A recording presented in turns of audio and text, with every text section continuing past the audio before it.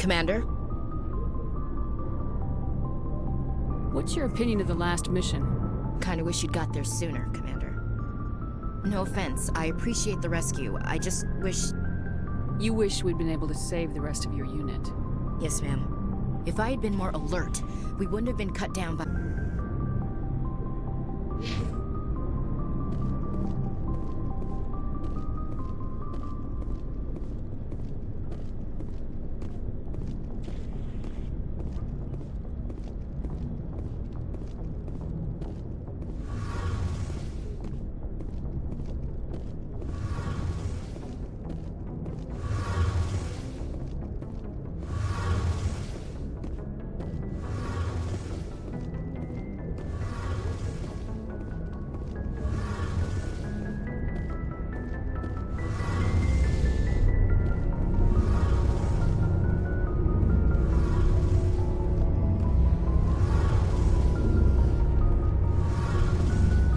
Hey, Commander, you know that Quarian, Tali? She's been spending all her time down here asking me about our engines. I'll tell her to leave you alone. What? No, she's amazing. I wish my guys were half as smart as she is.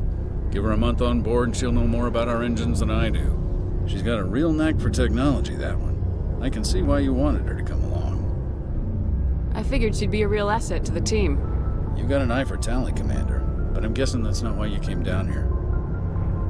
Fill me in on the IES stealth system. How does it work exactly? You can't hide a ship out in space. They emit too much heat and radiation. Too easy for sensors to pick them up, unless you find a way to capture those emissions.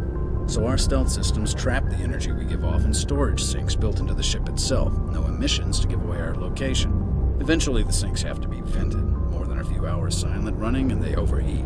Cook us inside our own hull. There's no way for anyone to detect us? A visual scan can still pick us up. Anyone looking out a window can see us plain as day. But you have to be pretty close to get an actual visual out in space. Most vessels rely on scanners. As long as the stealth systems are engaged, they can't see us. Not unless we accelerate to FTL speeds. Why doesn't it work with faster-than-light travel? Cranking up the FTL blue shifts our emissions, pushes them into frequencies too high to capture in the sinks. As soon as we make the jump, it's like setting off a flare. Sensors can pick up our location whenever we enter or exit FTL flight, but for short-range missions, our stealth systems are amazing, and we've got the only one. Where else have you served, Adams? If you name a class of Alliance ship, I've probably served on it. Everything from dreadnoughts and carriers right down to frigates like the Normandy. My last assignment was on the Tokyo, only a cruiser, but she was a good ship. Couldn't hold a candle to the Normandy, though. I want to know more about the Normandy. She's the best ship I've ever served on, probably the fastest vessel ever designed. And she's the only one using the new Tantalus drive core. What's so special about the Tantalus drive core? Proportionally, it's about twice the size of any other vessel. Not only are we faster, but we can run at FTL speeds longer before we have to discharge the core. Carry on, Adams. Aye, aye, Commander.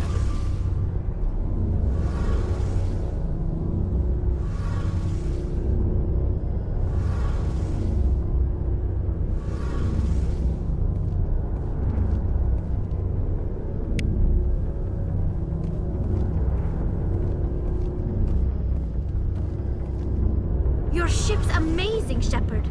I've never seen a drive core like this before. I can't believe you were able to fit it into a ship this small. I'm starting to understand why you humans have been so successful. I had no idea Alliance vessels were so advanced. The Normandy's a prototype, cutting-edge technology. A month ago, I was patching a makeshift fuel line into a converted tug ship in the flotilla.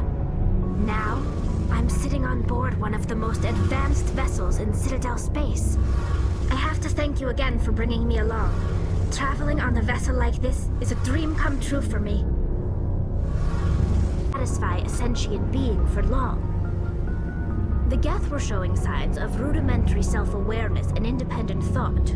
If the Geth were intelligent, then we were essentially using them as slaves. It was inevitable the newly sentient Geth would rebel against their situation.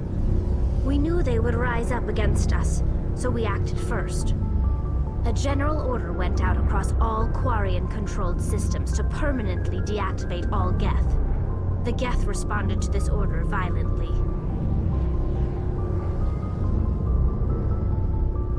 Hey, you can't blame them for fighting for their survival. We had no other choice. The Geth were already on the verge of revolution. By acting quickly, we had a chance to end the war before it began.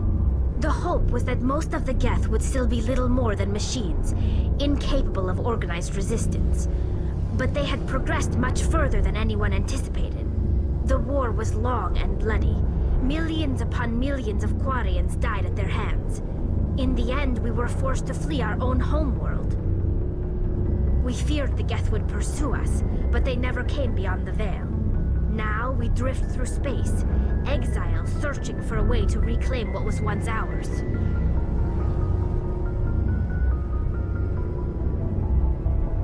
It's hard to feel sorry for you. Your ancestors tried to wipe out another species. We made a mistake when we created the Geth in the first place, but we did not make a mistake when we went to war against them. If we had not acted, they would have wiped us out. They're a synthetic life form. They have no use for organics. None. Why do you think they cut themselves off from the rest of the galaxy? Why do you think they've killed every organic being who's ever tried to contact them?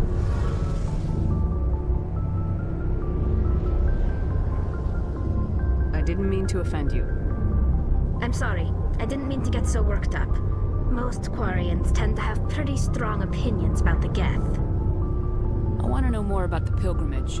When my people reach maturity, we leave our birth ships and seek acceptance with a new crew. It's necessary to maintain genetic diversity among the fleet. But no ship wants to accept someone who will be a burden on them. So, to prove our worth, we embark on a pilgrimage.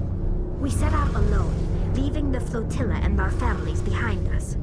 We only return once we have found something of value we can bring back to the fleet. This is presented as a gift to the captain of the respective ship we wish to join. If the gift is accepted, we are welcomed into the crew.